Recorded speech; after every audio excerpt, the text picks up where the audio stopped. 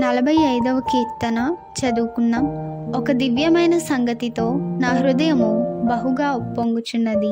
నేను రాజును గూర్చి రచించిన దానిని పలికెదను. నా నాలుక త్వరగా వ్రాయువాని కలము వలె నున్నది. నరుల కంటే నీవు అతి సుందరుడువై ఉన్నావు. నీ పెదవుల మీద దయారసము పోయబడి ఉన్నది. కావున దేవుడు నిత్యము నిన్ను ఆశీర్వదించును. శూరుడా, నీ కత్తి మొలను కట్టుకొనుము. నీ తేజస్సును, నీ ప్రభావమును ధరించుకొనుము. సత్యమును వినయముతో కూడిన నీతిని స్థాపించుటకు నీ ప్రభావమును ధరించుకొని వాహనమెక్కి బయలుదేరుము. నీ దక్షిణ హస్తము భేకరమైన వాటిని జరిగించుటకు నీకు నేర్పును. నీ బాణములు వాడిగలవి, ప్రజలు నీ చేత కూలుదురు. నీ బాణములు రాజు శత్రువుల గుండెలో చొచ్చును. దేవా, నీ సింహాసనము నిరంతరము నిలుచును.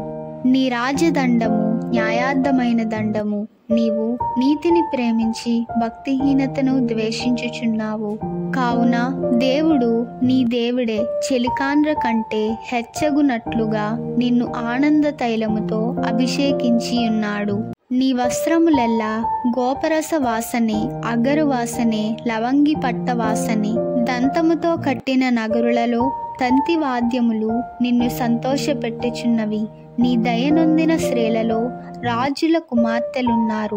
రాణి ఓఫిరు అపరంజితో అలంకరించుకొని నీ కుడిపార్శ్వమున నిలుచుచున్నది. కుమారి, ఆలకించుము, ఆలోచించి చెవియొగ్గుము.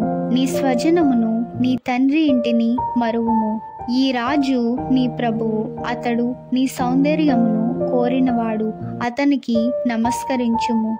తూరు కుమార్తె నైవేద్యము తీసుకొని వచ్చును. జనులలో ఐశ్వర్యవంతులు నీ దయను వెదకుదరు. అంతఃపురములో నుండి రాజకుమార్తె కేవలము మహిమ గలది. ఆమె వస్త్రము బంగారు బుట్టాపని చేసినది. విచిత్రమైన పనిగల వస్త్రములను ధరించుకొని రాజు నొద్దకు ఆమె తీసుకొని రాబడుచున్నది.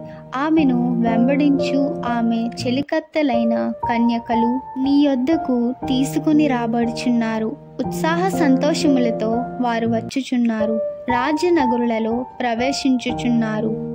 నీ పితరులకు ప్రతిగా నీకు కుమారులుందురు. భూమి అందంతటా నీవు వారిని అధికారులుగా నియమించెదవు. తరములన్నిటను నీ నామము జ్ఞాపకముగా నుండినట్లు నేను చేయుదును. కావున జనములు సర్వకాలము నీకు కృతజ్ఞతాస్తుతులు చెల్లించుదురు. ఆమేన్.